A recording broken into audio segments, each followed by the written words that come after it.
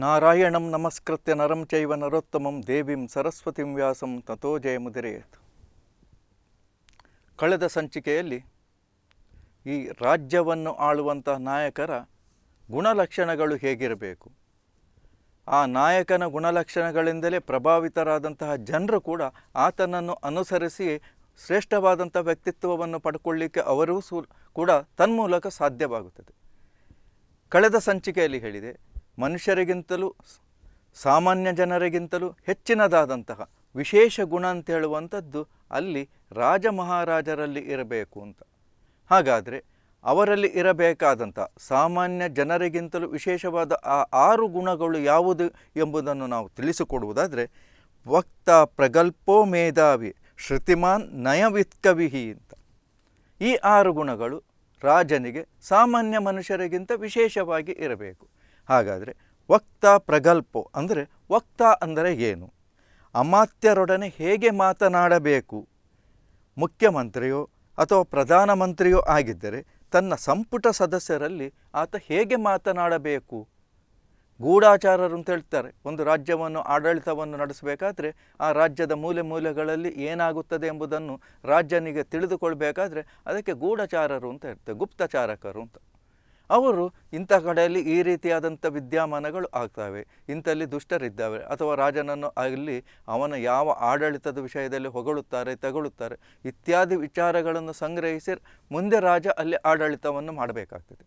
ಹಾಗಾದರೆ ಆ ಮಂತ್ರಿಗಳೊಡನೆಯೂ ಈ ಗುಪ್ತಚಾರಕರೊಡನೆಯೂ ಆತ ಹೇಗೆ ಮಾತನಾಡಬೇಕು, ಅವರನ್ನು ತಾನು ಹೇಗೆ ಇಟ್ಟುಕೊಳ್ಳಬೇಕು ಎಂಬುದನ್ನು ಆತ ತಿಳಿದವನಾಗಿರಬೇಕು. ಇದಕ್ಕೆ ವಕ್ತಾಹ ಅಂತ ಹೇಳುವಂಥದ್ದು. ಹಾಗೆ ಎರಡನೆಯದಾಗಿ ಪ್ರಗಲ್ಪ, ಶತ್ರುಗಳ ದಮನದ ವಿಷಯದಲ್ಲಿ ಉತ್ಕರ್ಷವನ್ನು ತೋರಿಸತಕ್ಕವನು. ನಮ್ಮ ನೆರೆಯ ರಾಷ್ಟ್ರಗಳು ನಮ್ಮ ಮೇಲೆ ಶತ್ರುತ್ವವನ್ನು ಸಾಧಿಸ್ತಾರೆ ಮತ್ತು ದೇಶದ ಒಳಗೆ ಶತ್ರುಗಳು ಇರ್ತಾರೆ. ರಾಜನನ್ನು ಹೇಗೆ ಪದಚ್ಯುತಗೊಳಿಸಿ ತಾವು ಸಿಂಹಾಸನವನ್ನು ಏರಿಸಬೇಕು ಅಥವಾ ಈ ದೇಶದೊಳಗೆ ಅರಾಜಕತೆಯನ್ನು ಹೇಗೆ ನಿರ್ಮಾಣ ಮಾಡಬೇಕು, ಇದು ರಾಜ್ಯದ ಒಳಗಿನ ಶತ್ರುಗಳು ಹಾಗೂ ರಾಜ್ಯದ ಹೊರಗಿನ ಶತ್ರುಗಳು.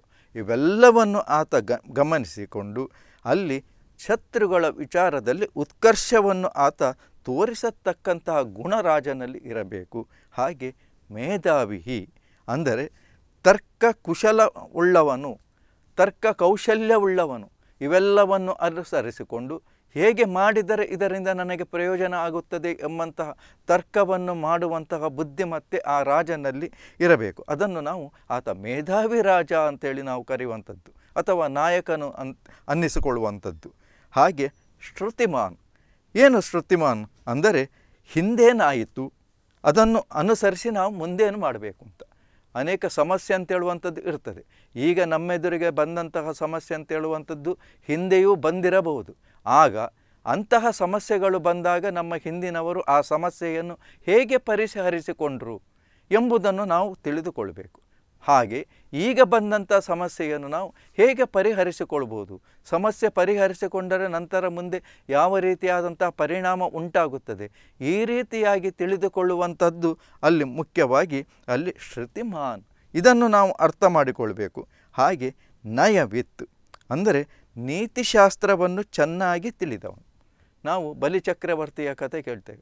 ಬಲಿಚಕ್ರವರ್ತಿ ಅಲ್ಲಿ ದೊಡ್ಡದಾದಂತಹ ಯಾಗವನ್ನು ಮಾಡಿ ಬಂದಂಥ ಎಲ್ಲರಿಗೂ ಕೂಡ ಕರೆದು ದಾನವನ್ನು ಮಾಡುವಂಥ ಸಂದರ್ಭದಲ್ಲಿ ಅಲ್ಲಿ ಬಲಿಯನ್ನು ಮಣಿಸುವುದಕ್ಕೋಸ್ಕರ ಅಲ್ಲಿ ವಾಮನ ರೂಪದಲ್ಲಿ ಭಗವಂತ ಬಂದಾಗ ಅಲ್ಲಿ ಶುಕ್ರಾಚಾರ್ಯರು ಅಲ್ಲಿ ಬಲಿಗೆ ಸಲಹೆ ಕೊಡ್ತಾರೆ, ನೀನು ಏನಾದರೂ ಮಾಡು, ಈ ವಾಮನನಿಗೆ ಮಾತ್ರ ದಾನ ಕೊಡಲಿಕ್ಕೆ ಹೋಗಬೇಡ, ಅಲ್ಲಿ ನೀನು ಕೊಟ್ಟೆ ಅಂತಾರೆ ನೀನು ಕೆಡ್ತಿ ಅಂತೇಳಿ.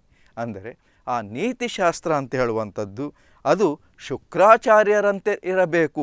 ಅದನ್ನು ರಾಜ ಅಲ್ಲಿ ತಗೊಂಡ್ಬಿರಬೇಕು. ಅದನ್ನೇ ನಯವಿತ್, ನೀತಿಶಾಸ್ತ್ರಗಳನ್ನು ಚೆನ್ನಾಗಿ ತಿಳಿದುಕೊಂಡು ರಾಜ ಇರಬೇಕು. ಹಾಗೆ ಕವಿಹಿ, ಕವಿಹಿ ಅಂದರೆ ಕವಿಯಂತೆ ಪಾಂಡಿತ್ಯವನ್ನು ಆತ ಪಡೆದವನು. ಕವಿ ಅಂತ ಹೇಳುವಂಥದ್ದು ಆತ ಕವಿತೆಯನ್ನು ಬರೀಬೇಕಾದ್ರೆ ಕಲ್ಪನೆಯಿಂದ ಬರೆಯುವಂಥದ್ದು. ರವಿ ಕಾಣದ್ದನ್ನು ಕವಿ ಕಂಡ ಅಂತೇಳಿ. ಅಂದರೆ ರವಿ ಅಂತ ಹೇಳುವಂಥದ್ದು ಇಡೀ ಪ್ರಪಂಚವನ್ನು ಆತ ಬೆಳಗುವಂಥ, ಅವನೇ ಕಾಣದ್ದನ್ನು ಕವಿ ತನ್ನ ಕಲ್ಪನೆಯ ಮೂಲಕ ಕಾಣ್ತಾನೆ. ಅದೇ ರೀತಿ ರಾಜನಾದವನಿಗೂ ಕೂಡ ಈ ರಾಜ್ಯದ ಅಭಿವೃದ್ಧಿಯ ವಿಷಯದಲ್ಲಿ ಆಗಲಿ ಅಥವಾ ಇನ್ಯಾವುದೇ ವಿಚಾರದಲ್ಲಾಗಲಿ ಆತನಿಗೆ ಕಲ್ಪನೆ ಅಂತ ಹೇಳುವಂಥದ್ದು ಇರಬೇಕು. ಈಗೇನೋ ರಾಜ್ಯ ಸುಭಿಕ್ಷೆಯಾಗಿ ಇರ್ತದೆ, ಆದರೆ ನಾಳೆ ಹೇಗೆ ಅಂತ ಹೇಳಲಿಕ್ಕೆ ಆಗುವುದಿಲ್ಲ. ಹಾಗಾದರೆ ಎಂತಹ ಪರಿಸ್ಥಿತಿ ಬಂದರೂ ಕೂಡ ಅದನ್ನು ಹೇಗೆ ಮುನ್ನಡೆಸಬೇಕು ಅನ್ನುವಂಥ ಕಲ್ಪನೆ, ಅದನ್ನು ಕವಿಹಿ, ಈ ರೀತಿಯಾದಂತಹ ಚಿಂತನೆ ರಾಜನಿಗೆ ಬೇಕು. ಹಾಗೆ ಮುಂದೆ ಅಂತಹ ನಾಯಕನಿಂದ ಮಾತ್ರ ಕೃಷಿ ವಾಣಿಜ್ಯ ಮಾರ್ಗಗಳನ್ನು ಮಾಡಿಸುವುದು.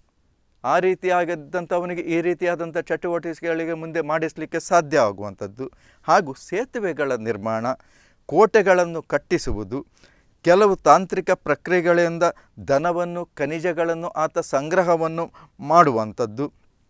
ಹಾಗೆ ದೇಶದ ಅಭಿವೃದ್ಧಿಯನ್ನು ಪಡಿಸಲು ಇಂತಹ ಒಂದು ವ್ಯಕ್ತಿತ್ವವುಳ್ಳವನಿಗೆ, ಈ ರೀತಿಯಾದಂತಹ ಗುಣಗಳು ಉಳ್ಳಂತಹ ರಾಜನಿಗೆ ಮಾತ್ರ ಅಲ್ಲಿ ಸಾಧ್ಯವಾಗುವುದು. ಹಾಗೆ ಸಾಮಾನ್ಯವಾಗಿ ಒಂದು ನಾಣ್ಯಕ್ಕೆ ಎರಡು ಮುಖ ಅಂತ ಹೇಳುವಂಥದ್ದು ಕೇಳ್ತೇವೆ. ಯಾಕಂದರೆ ಒಬ್ಬ ಮನುಷ್ಯನಿಗೂ ಒಂದು ಬೆನ್ನು ಅಂತ ಹೇಳುವಂಥದ್ದು ಇರ್ತದೆ, ಎದುರು ಮುಖ ಅಂತ ಹೇಳೋದು.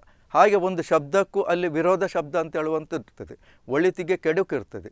ಈ ರೀತಿಯಾದ್ದು ಅದೊಂದು ಪ್ರಕೃತಿಯಲ್ಲಿ ಇರುವಂತಹ ವಿಚಾರ. ಯಾಕಂದರೆ ಪ್ರಪಂಚವನ್ನು ಸೃಷ್ಟಿ ಮಾಡುವಾಗಲೇ ಭಗವಂತ ಅಲ್ಲಿ ಒಳಿತು ಕೆಡುಕು ಎರಡನ್ನೂ ಸೃಷ್ಟಿ ಮಾಡಿದ್ದ. ಕೇವಲ ಒಳಿತೇ ಉಂಟು ಪ್ರಪಂಚ ನಡೆಯುವುದಿಲ್ಲ, ಕೇವಲ ಕೆಡುಕು ಉಂಟು ಅದು ಪ್ರಪಂಚ ನಡೆಯುವುದಿಲ್ಲ. ಹಾಗೂ ಈ ಸುಖ ಕಷ್ಟ ಅಂತ ಹೇಳುವಂಥದ್ದು ಇದ್ದಾಗಲೇ ಅಲ್ಲಿ ಮನುಷ್ಯನಿಗೆ ಅದರ ಅರ್ಥ ಅಂತ ಹೇಳುವಂಥದ್ದು ಗೊತ್ತಾಗುವಂಥದ್ದು.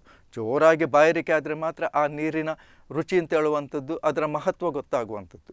ಹಾಗೆ ಇಲ್ಲಿ ಒಂದು ನಾಣ್ಯಕ್ಕೆ ಎರಡು ಮುಖಗಳು ಇರುವುದಂದರೆ ರಾಜರಲ್ಲೂ ಕೂಡ ಕೆಲವು ರಾಜದೋಷಗಳು ಅಂತ ಹೇಳುವಂಥದ್ದು ಇರ್ತದೆ.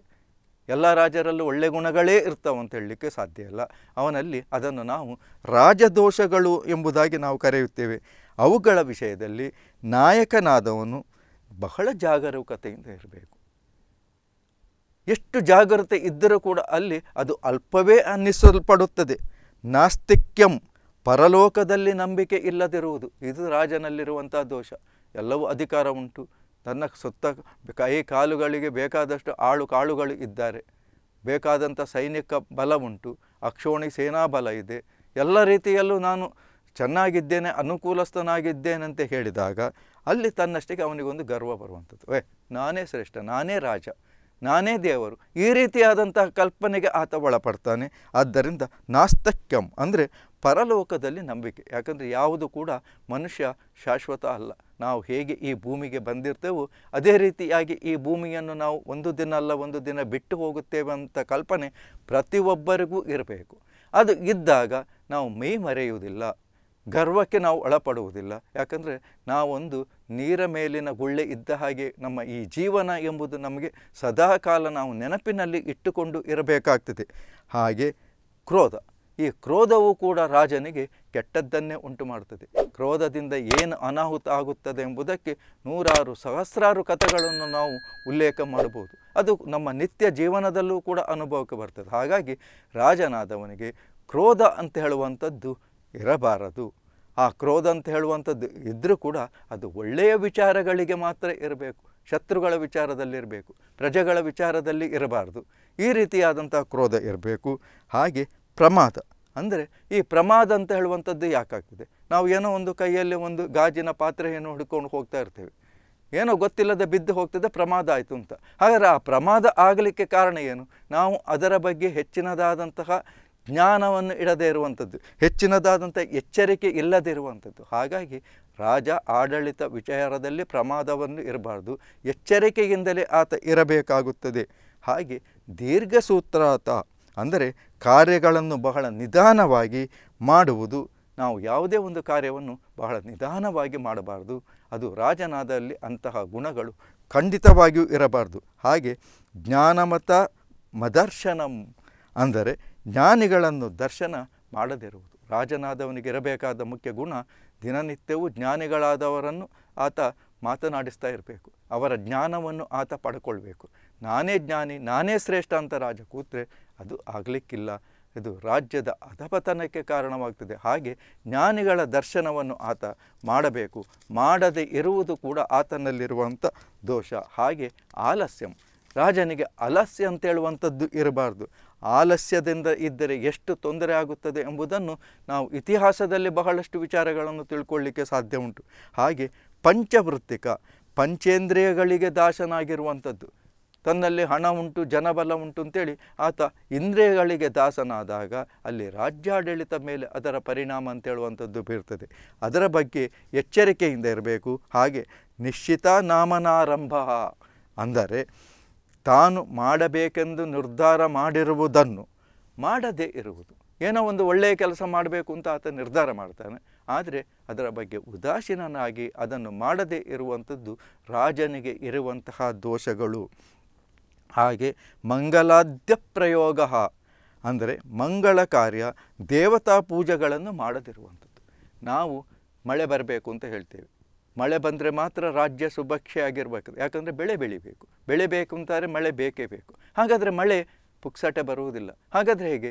ನಾವು ಕಾಲಕಾಲಕ್ಕೆ ಯಜ್ಞ ಯಾಗಾದಿಗಳನ್ನು ಮಾಡಿ ಪೂಜೆ ಪುನಸ್ಕಾರಗಳನ್ನು ಮಾಡಿ ದೇವತೆಗಳಿಗೆ ನಾವು ಹವಿಸ್ಸನ್ನು ಅರ್ಪಿಸಿದಾಗ ಮಾತ್ರ ಇವೆಲ್ಲವೂ ಸಾಧ್ಯ. ಅದಕ್ಕಾಗಿ ಒಬ್ಬ ಮನುಷ್ಯನಿಗೆ ದೊಡ್ಡ ದೊಡ್ಡ ಯಜ್ಞಗಳನ್ನು ಮಾಡಲಿಕ್ಕೆ ಸಾಧ್ಯವಿಲ್ಲ. ಅದಕ್ಕಾಗಿ ಇಂತಹ ಲೋಕ ಕಲ್ಯಾಣಾರ್ಥವಾಗಿ ಮಾಡುವಂತಹ ಯಜ್ಞ ಯಾಗಾದಿಗಳನ್ನು ರಾಜನು ಕಾಲಕಾಲಕ್ಕೆ ಮಾಡುತ್ತಾ ಇರಬೇಕು. ಇದನ್ನು ನಾವು ಉಪೇಕ್ಷೆ ಮಾಡಬಾರದು. ಇದು ಮಾಡಿದರೆ ಇದು ರಾಜನ ದುರ್ಗುಣಗಳಲ್ಲೂ ಒಂದಾಗುತ್ತದೆ. ಹಾಗೆ ರಾಜನಾಗಿರಬೇಕಾದಂಥ ಗುಣಗಳು ಯಾವುದು, ಇರಬಾರದು ಯಾವುದು ಎಂಬುದನ್ನು ನಾವು ಈಗ ಸಾಮಾನ್ಯವಾಗಿ ತಿಳಿಸಿದ ಹಾಗಾಯಿತು. ಹಾಗೆ ಧರ್ಮಾಧ್ಯಕ್ಷ, ಸೇನಾಧಿಕಾರಿ, ಪುರೋಹಿತ, ವೈದ್ಯ ಇವರು ಶತ್ರು ಪಕ್ಷದವರಿಂದ ಆಕರ್ಷಿತರಾಗದಂತೆ ನೋಡಿಕೊಳ್ಳುತ್ತಿರಬೇಕು. ಈ ರಾಜನಾದವನಿಗೆ ಈ ವಿಚಾರಗಳಲ್ಲೂ ಕೂಡ ಬಹಳ ಆತ ಜಾಗರೂಕನಾಗಿರಬೇಕು. ಹಾಗೆ ಸಂತುಷ್ಟನಾದವನು ಅಹಂಕಾರಿಯಾಗುತ್ತಾನೆ. ರಾಜ ನಾನು ಸಂತುಷ್ಟನಾಗಿ ಆ ಸಂತುಷ್ಟತೆ ಅಂತೇಳಿ ಬಂದ ಕೂಡಲೇ ಅದು ಅಹಂಕಾರಿ ಆಗ್ತಾನೆ. ಇದು ರಾಜನಿಗೆ ಮಾತ್ರ ಅನ್ವಯಿಸುವುದಲ್ಲ, ರಾಜನಿಗೂ ನಮಗೂ ಈ ವಿಚಾರ ಅಂತೇಳುವಂಥದ್ದು ಅನ್ವಯಿಸ್ತದೆ. ಆದ್ದರಿಂದ ಈ ವಿಚಾರದ ಬಗ್ಗೆ ನಾವು ಕೂಡ ಹೆಚ್ಚಿನದಾದಂಥ ಗಮನ ಕೊಡಬೇಕು. ನಾವು ಸಂತುಷ್ಟರಾಗಿದ್ದೆವು, ನಾವು ಅಹಂಕಾರಿಗಳಾಗ್ತೇವೆ. ಅಹಂಕಾರಿಗಳು ಆದವನು ಅಲ್ಲಿ ಧರ್ಮವನ್ನು ಅತಿಕ್ರಮಿಸ್ತಾನೆ. ಅದರಿಂದ ಏನು ತೊಂದರೆ? ಅಹಂಕಾರಿ ಆದಂದರೆ ಆತ ಧರ್ಮದ ಕಡೆ ಹೆಚ್ಚು ಗಮನವನ್ನು ಕೊಡುವುದಿಲ್ಲ. ಆತ ಅದನ್ನು ಉಪೇಕ್ಷೆ ಮಾಡ್ತಾನೆ, ಅತಿಕ್ರಮಿಸುತ್ತಾನೆ. ಧರ್ಮವನ್ನು ಅತಿಕ್ರಮಿಸಿದವನು ಪಾಪ ಕಾರ್ಯಗಳನ್ನು ಮಾಡಲಿಕ್ಕೆ ಪ್ರಾರಂಭ ಮಾಡ್ತಾನೆ. ಅದರ ಮುಂದಿನ ಒಂದು ವಿಚಾರವೇ ಆತ ಪಾಪ ಕಾರ್ಯವನ್ನು ಮಾಡಲಿಕ್ಕೆ ಮುಂದಾಗುವಂಥದ್ದು. ಹಾಗೆ ಇದನ್ನು ಶ್ರುತಿವಚನವೂ ಕೂಡ ಇದನ್ನು ಸಾರುತ್ತದೆ, ಅದು ಕೂಡ ಇದನ್ನೇ ಹೇಳುವಂಥದ್ದು. ಆದ್ದರಿಂದ ದೇಶದ ಪ್ರಜೆಗಳು ಸುಖದಿಂದ ಇದ್ದರೂ ವ್ಯಸನ ಲಂಪಟರಾಗಬಾರದು. ಅದಕ್ಕಾಗಿ ಜನರಿಗೆ ಉಚಿತವಾದುದನ್ನು ಏನೂ ಕೂಡ ರಾಜ ಕೊಡಬಾರ್ದು. ನನ್ನನ್ನು ಜನರು ಹೊಗಳಬೇಕು, ರಾಜನಿಗೆ ಅಲ್ಲಿ ಜಯಘೋಷವನ್ನು ಅನುದಿನವೂ ಹಾಕಬೇಕು ಅಂತ ಹೇಳಿ ರಾಜ ತನ್ನ ಬೊಕ್ಕಸವನ್ನು ಬರಿದು ಮಾಡಿ ಜನರಿಗೆ ಒಂದು ತಾತ್ಕಾಲಿಕವಾಗಿ ಈ ರೀತಿಯಾದಂತಹ ಉಚಿತವಾದಂಥದ್ದು ಏನಾದರೂ ಕೊಟ್ಟರೆ ಅಂತಾದರೆ ಅದರಿಂದ ಜನರು ವ್ಯಸನ ಲಂಪಟರಾಗುತ್ತಾರೆ, ವ್ಯಸನಕ್ಕೆ ಬೀಳ್ತಾರೆ. ಆಗ ಈಗ ನಾನು ಏನೆಲ್ಲ ಹೇಳಿದೆ ಆ ಎಲ್ಲವೂ ಕೂಡ ಜನರಲ್ಲೂ ಕೂಡ ಅದು ಬರಲಿಕ್ಕೆ ಪ್ರಾರಂಭವಾಗಿ ರಾಜ್ಯದಲ್ಲಿ ಅರಾಜಕತೆಗೆ ಅದು ಮುಂದೆ ಅಥವಾ ರಾಜ್ಯದ ಒಂದು ಸಂಪತ್ತಿಗೆ ಇದರಿಂದ ತೊಂದರೆ ಉಂಟಾಗುತ್ತದೆ. ಜನರನ್ನು ಸಂತುಷ್ಟರಾಗಿ ಇರಲಿಕ್ಕೆ ಯತ್ನಿಸಬೇಕು, ಅದು ರಾಜನ ಕರ್ತವ್ಯವೂ ಹೌದು. ಮತ್ತು ಅವರು ನಾಯಕನ ವಿಷಯದಲ್ಲೂ ಉಳ್ಳವರಂತೆ ನೋಡಿಕೊಳ್ಬೇಕು. ರಾಜನೂ ಕೂಡ ಪ್ರಜೆಗಳನ್ನು ಚೆನ್ನಾಗಿಟ್ಟಬೇಕು, ಪ್ರಜೆನೂ ಕೂಡ ರಾಜರ ಮೇಲೆ ಅಭಿಮಾನವನ್ನು ಇಟ್ಟುಕೊಳ್ಬೇಕು. ಇವು ಎಲ್ಲವೂ ಕೂಡ ಒಂದು ಪ್ರಜಾತಂತ್ರ ವ್ಯವಸ್ಥೆಯಲ್ಲಿ ಇರಬೇಕಾದಂಥ ಅತ್ಯಂತ ಮುಖ್ಯವಾದಂತಹ ವಿಚಾರ. ಹಾಗಾದರೆ ಇದು ಹೀಗೆ ಇರಬೇಕು ಅಂತಾದರೆ ಆಡಳಿತ ಕ್ರಮದಿಂದ ಆತ ನಡೆಸಬೇಕಾದ್ರೆ ಬಹಳ ಪರೀಕ್ಷಿಸಬೇಕು. ಹೇಗೆ ತನ್ನ ಆಡಳಿತ ಹೇಗೆ ನಡೀತಾ ಇದೆ, ಇದರಿಂದ ಜನರಿಗೆ ಎಲ್ಲೆಲ್ಲಿ ಏನು ತೊಂದರೆಗಳು ಬರ್ತವೆ, ಈ ವಿಚಾರದಲ್ಲಿ ಆತ ಚಿಂತನೆಗಳಿರಬೇಕು. ಹಾಗೆ ಯಾವುದೇ ರೀತಿಯಾದಲ್ಲಿ ಈ ಜನರ ವರ್ಣ ರೀತಿಯಲ್ಲಿ ಆತ ಲೆಕ್ಕಾಚಾರವನ್ನು ಹಾಕದೆ, ನಾನು ಮೊದಲೇ ಹೇಳಿದೆ ಬ್ರಾಹ್ಮಣ, ಕ್ಷತ್ರಿಯ, ವೈಶ್ಯ, ಶೂದ್ರ ಇವೆಲ್ಲವೂ ಕೂಡ ಒಂದು ವ್ಯವಸ್ಥೆ ಒಳಗೆ. ಇಲ್ಲಿ ಯಾರನ್ನೂ ಕೂಡ ಮೇಲು ಕೀಳು ಎಂದು ಗಮನಿಸದೆ ಅಥವಾ ಯಾರನ್ನೋ ಒಬ್ಬರನ್ನು ಹೆಚ್ಚಾಗಿ ಆತ ನೋಡಿಕೊಂಡು ಅವರನ್ನು ಹೊಗಳುತ್ತಾ ಇದ್ದು ಇನ್ನೊಬ್ಬರನ್ನು ಅಲ್ಲಿ ಉಪೇಕ್ಷೆ ಮಾಡಿತು ಅಂತಾದರೆ ಅದರಿಂದ ಕೂಡ ರಾಜ್ಯಕ್ಕೆ ತೊಂದರೆ ಉಂಟು ಬರ್ತದೆ. ಹಾಗೆ ಕುಲೀನರಾದವರು, ಮನೋನೈರ್ಮಲ್ಯವುಳ್ಳವರು, ವೃದ್ಧರಾದವರು, ರಾಜರೀತಿಯನ್ನು ಬೋಧನೆ ಮಾಡುವುದರಲ್ಲಿ ಸಮರ್ಥರಾದವರು, ನಾಯಕನಲ್ಲೇ ಅನುರಕ್ತರಾದವರು ಮಾತ್ರ ಅಲ್ಲಿ ಮಂತ್ರಿಗಳಾಗಲು ಅರ್ಹರಾಗ್ತಾರೆ. ಆ ಮಂತ್ರಿಗಳು ಯಾವ ರೀತಿಯಾಗಿ ಅರ್ಹತೆಯನ್ನು ಪಡೀತಾರೆ ಅಂಥವರನ್ನು ಮಾತ್ರ ಆತ ನೇಮಕ ಮಾಡಿಕೊಳ್ಬೇಕಾಗ್ತದೆ. ಅಂದರೆ ಮುಖ್ಯವಾಗಿ ಮನೋನೈರ್ಮಲ್ಯವುಳ್ಳವರು, ಆತ ಮನಸ್ಸಿನಲ್ಲಿ ಯಾವುದೇ ವಿಕಾರತೆಗಳನ್ನು ಹೊಂದಿಕೊಂಡಿರಬಾರ್ದು. ರಾಜ್ಯದ ಬಗ್ಗೆ ಆತನಿಗೆ ಹೆಚ್ಚಿನದಾದಂಥ ಚಿಂತನೆ ಅಂತ ಹೇಳುವಂಥದ್ದು ಆ ರಾಜ್ಯದಕ್ಕೆ ಸಹಕಾರಿಯಾಗಿರುವ ಮಂತ್ರಿಗಳಲ್ಲೂ ಕೂಡ ಇರಬೇಕಾಗ್ತದೆ. ರಾಜ್ಯದ ಅಭಿವೃದ್ಧಿಯ ಮಂತ್ರ ಮೂಲವಾಗಿರುತ್ತದೆ. ಹೇಗೆ ಆ ಮಂತ್ರ ಮೂಲವಾಗಿರುತ್ತದೆ ಅರ್ಥಾತ್ ಮಂತ್ರಿಗಳನ್ನೇ ಅವಲಂಬಿಸಿರುತ್ತದೆ. ಒಂದು ದೇಶದ ಹಿತದೃಷ್ಟಿಯಿಂದ ಮುಖ್ಯವಾಗಿ ಅಲ್ಪ ಪ್ರಯತ್ನದಲ್ಲಿ ಹೆಚ್ಚು ಪ್ರಯೋಜನವಾಗುವಂತಹ ಕಾರ್ಯಯೋಜನೆಯನ್ನು ಹಾಕಿಕೊಳ್ಳಬೇಕು. ನಾವು ದೀರ್ಘಾವಧಿಯಲ್ಲಿ ಯೋಜನೆಯನ್ನು ಹಾಕ್ಕೊಳ್ಬಾರ್ದು. ಅಲ್ಪ ಕಾಲದಲ್ಲಿ ಹೆಚ್ಚಿನ ಪ್ರಯೋಜನವನ್ನು ಬರುವಂಥ ಕಾರ್ಯವನ್ನು ಮಾಡಿದಾಗ ಆ ಧನ ವಿನಿಯೋಗ ಅಂತೇಳುವಂಥದ್ದು ಅಲ್ಲಿ ಸರಿಯಾಗಿ ಅಲ್ಲಿ ನಡೀಲಿಕ್ಕೆ ಸಾಧ್ಯ ಉಂಟು. ಹಾಗೆ ಕಾರ್ಯಗಳನ್ನು ಪ್ರಾರಂಭಿಸಿದ ಮೇಲೆ ನಿರ್ವಿಘ್ನವಾಗಿ ನೆರವೇರಿಸಿ ಅದರ ಫಲವನ್ನು ಪಡೆಯಬೇಕು. ಅಲ್ಲಿ ಮುಖ್ಯವಾಗಿ ಹೇಳ್ತಾರೆ, ಅದು ಸ್ಮೃತಿಯಲ್ಲೇ ಈ ವಿಚಾರವನ್ನು ಹೇಳ್ತಾರೆ, 1,000 ಮೂರ್ಖರನ್ನಾದರೂ ವಿನಿಮಯ ಮಾಡಿಕೊಂಡು ಒಬ್ಬ ವಿದ್ವಾಂಸನನ್ನು ಪಡೆದುಕೊಳ್ಳಬೇಕು ಅಂತ. ಯಾಕಂದರೆ ಆ ವಿದ್ವಾಂಸನಲ್ಲಿ ಅಷ್ಟು ವಿಶೇಷವಾದಂಥ ನೈಪುಣ್ಯತೆ ಇರ್ತದೆ. ಮೂರ್ಖ ಅಂತೇಳಿದರೆ ಅಲ್ಲಿ ಹೆಸರಿನಲ್ಲೇ ಮೂರ್ಖ ಉಂಟು. ಅವರು 1,000 ಇದ್ದರೆ ಏನು ಪ್ರಯೋಜನ, ಅವರು ಮೂರ್ಖರೇ. ಹಾಗಾಗಿ ಒಬ್ಬ ವಿದ್ವಾಂಸನನ್ನು ಪಡೆದುಕೊಳ್ಳಬೇಕು. ಏಕೆಂದರೆ ಕಷ್ಟ ಕಾಲದಲ್ಲಿ ವಿದ್ವಾಂಸನು ತನ್ನ ಬುದ್ಧಿಚಾತುರ್ಯದಿಂದ ಒಳ್ಳೆಯದನ್ನು ಉಂಟು ಮಾಡಲು ಸಮರ್ಥನಾಗುತ್ತಾನೆ. ದುರಂಕಾರಿಗಳು, ಮೂರ್ಖರು, ಕ್ರೂರ ಸ್ವಭಾವದವರು, ಗೂಂಡಾ ವರ್ತನೆ ಉಳ್ಳವರು, ನೀತಿಭ್ರಷ್ಟರು ಇಂಥವರನ್ನು ರಾಜ್ಯರಾದಂಥ ನಾಯಕರು ತನ್ನ ಹತ್ತಿರದಿಂದ ದೂರ ಇಟ್ಟುಕೊಳ್ಬೇಕು. ತನ್ನ ಜೊತೆಯಲ್ಲಿ ಮಂತ್ರಿಗಳನ್ನಾಗಿಯೂ ಅಧಿಕಾರಿಗಳನ್ನಾಗಿಯೂ ಅಂತಹ ಒಂದು ಮನೋಭಾವ ಉಳ್ಳವರನ್ನು ಆ ರಾಜ ಹತ್ತಿರದಲ್ಲಿ ಇಟ್ಟುಕೊಳ್ಳಬಾರದು ಎಂದು ವಿದುರ ನೀತಿ ಅಲ್ಲಿ ಹೇಳುತ್ತದೆ. ವಿದುರ ಹಿಂದೆ ಧೃತರಾಷ್ಟ್ರ ಭೂಪತಿಗೆ ಇಂತಹ ನೀತಿಯನ್ನೇ ಆತ ಹೇಳಿದ್ದ. ಅದೇ ವಿದುರ ನೀತಿ ಅಂತ ಹೇಳುವಂಥದ್ದು ಬಹಳ ಪ್ರಸಿದ್ಧಿಯನ್ನು ಪಡೆದಿದೆ. ಸತ್ಯ ಬಿದ್ದರೆ ಧರಣಿ ಕೈ ಸೇರುತ್ತದೆ, ಪದವಿ ಕೈ ಸೇರುತ್ತದೆ. ರಾಜ್ಯವನ್ನು ಆಳುವ ನಾಯಕರಿಗೆ ಸತ್ಯವೇ ಬೇಕಾಗಿರುವುದು. ಅಸತ್ಯವನ್ನು ಭುಜದ ಬಲದೊಡನೆ ಕೂಡಿ ಮಂತ್ರಶಕ್ತಿಯನ್ನು ಪಡೆದರೆ ಆಗ ಅದು ಸತ್ವಾಧಿಕವಾಗಿ ಅನ್ನಿಸಲ್ಪಡುತ್ತದೆ, ವಿಶೇಷವಾದಂಥ ಶಕ್ತಿಯನ್ನು ನೀಡುತ್ತದೆ. ರಾಜ್ಯಾಡಳಿತವನ್ನು ಮಾಡುವಾತ ಅಧಿಕಾರ ಮದದಿಂದ ಪ್ರಜೆಗಳನ್ನು ನಾನಾ ಪ್ರಕಾರವಾಗಿ ಪೀಡಿಸಬಾರದು. ತನ್ನಲ್ಲಿ ಅಧಿಕಾರ ಉಂಟು ಅಂಥೇಳಿ ಪ್ರಜೆಗಳನ್ನು ಗುಲಾಮರಂತೆಯೋ ನೋಡಿಕೊಳ್ಳುವಂಥ ಪದ್ಧತಿ ರಾಜನಲ್ಲಿ ಇರಬಾರ್ದು. ಅವರಿಗೂ ವಿಶೇಷವಾದಂಥ ಗೌರವ ಉಂಟು ಅಂತ ತಿಳ್ಕೊಳ್ಬೇಕು. ಹಾಗೆ ತನ್ನ ದಾವಾಗ್ನಿಯು ಆಗ ಏನಾಗ್ತದೆ, ಪ್ರಜೆಗಳಿಗೆ ಉಂಟಾದಂತಹ ಆ ದಾವಾಗ್ನಿಯು ರಾಜನ ಪ್ರಾಣ ಬಲ ಭಂಡಾರ ಇವೆಲ್ಲವನ್ನೂ ನಾಶ ಮಾಡಿ ಅಲ್ಲಿ ರಾಜನನ್ನು ಅಲ್ಲಿ ಪದಚ್ಯುತಗೊಳಿಸಲಿಕ್ಕೆ ಕಾರಣವಾಗುತ್ತದೆ. ಪ್ರಜೆಗಳು ರೊಚ್ಚಿಗೆದ್ದರೆ ರಾಜನೂ ಉಳಿಯುವುದಿಲ್ಲ, ಅವನ ಸಹಚರರೂ ಉಳಿಯುವುದಿಲ್ಲ. ಆದುದರಿಂದ ಪ್ರಜೆಗಳನ್ನು ರಾಜನು ಮಿತಿಮೀರಿದ ತೆರಿಗೆ ಮುಂತಾದವುಗಳಿಂದ ಪೀಡಿಸಬಾರದು. ಯಾಕಂದರೆ ರಾಜ್ಯವನ್ನು ಆತ ಪರಿಪಾಲನೆ ಮಾಡುವುದೇ ಅಲ್ಲಿ ತೆರಿಗೆಯಿಂದ. ಹಾಗಾಗಿ ರಾಜ ಮಿತಿಮೀರಿದ ತೆರಿಗೆಯನ್ನು ಹಾಕಿ ಪ್ರಜೆಗಳಿಗೆ ಕಷ್ಟವನ್ನು ಕೊಡಬಾರ್ದು. ಹಾಗಾದರೆ ಹೇಗೆ ತೆರಿಗೆ ಹಾಕಬೇಕು ಅಂದರೆ ನೋಡಿ, ಮುಖ್ಯವಾಗಿ ದುಂಬಿ ಹೂವಿನ ಪರಿಮಳವನ್ನು ಕೈಗೊಳ್ಳುವಂತೆ, ಅಂದರೆ ಕಾಯಿ ಆಗುವುದನ್ನು ಕೆಡಿಸದಂತೆ ದುಂಬಿಯು ಹೂವಿನ ಪರಿಮಳವನ್ನು ಕೈಗೊಳ್ಳುವಂತೆ. ಒಂದು ದುಂಬಿ ಹೂವಿನ ಮೇಲೆ ಬಂದು ಕುಳಿತುಕೊಳ್ತದೆ. ಯಾಕೆ? ಆ ಹೂವಿನಲ್ಲಿ ಮಕರಂದ, ಸಿಹಿಯಾದಂಥ ಜೇನು ಅಂತ ಹೇಳುವಂಥದ್ದು ಇರ್ತದೆ. ಆ ಜೇನನ್ನು ತಿನ್ನಲಿಕ್ಕೋಸ್ಕರ ಅದು ದುಂಬಿ ಬರುವಂಥದ್ದು.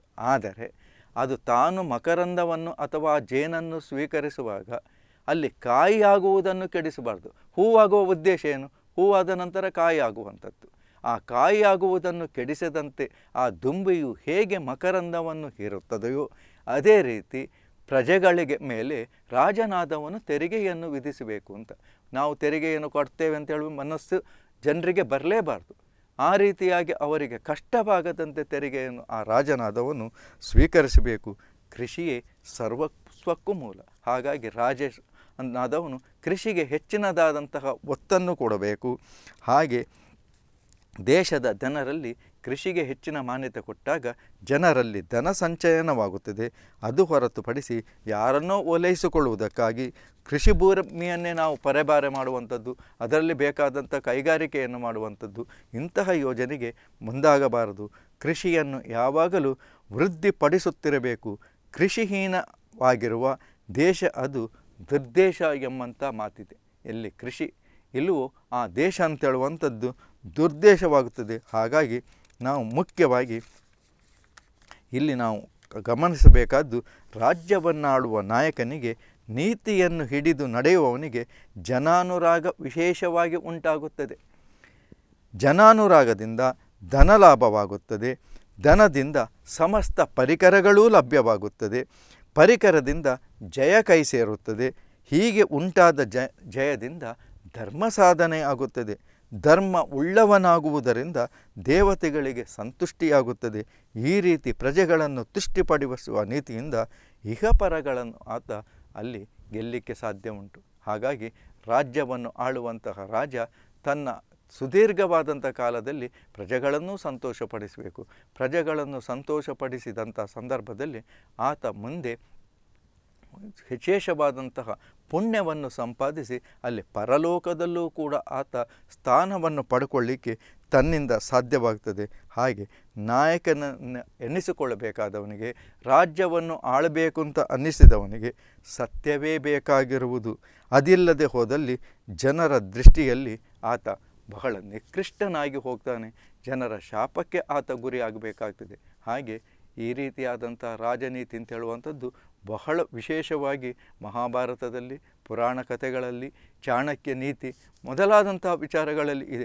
ಅವೆಲ್ಲವನ್ನು ಸುದೀರ್ಘವಾಗಿ ಮುಖ್ಯವಾಗಿ ನಮ್ಮನ್ನು ಆಳುವವರು ಅದನ್ನು ಅರ್ಥ ಮಾಡಿಕೊಳ್ಳುವುದು ಮಾತ್ರವಲ್ಲ, ತಮ್ಮ ಆಡಳಿತದಲ್ಲೂ ಕೂಡ ಅದನ್ನು ಅಳವಡಿಸಿಕೊಂಡು ನಡೆದುಕೊಂಡಾಗ ಜನರಿಗೂ ರಾಜನಿಗೂ ಕ್ಷೇಮ ಉಂಟಾಗಿ ಲೋಕಕ್ಕೆ ಕಲ್ಯಾಣ ಉಂಟಾಗ್ತದೆ, ಲೋಕದಲ್ಲಿ ಶಾಂತಿ ದೊರೆಯುತ್ತದೆ ಎಂಬ ಮಾತಿನೊಂದಿಗೆ ಈ ಪ್ರವಚನವನ್ನು ಶುಭಾರ್ಪಣೆಗೊಳಿಸ್ತಾ ಇದ್ದೇನೆ. ಓಂ ತತ್ಸತ್.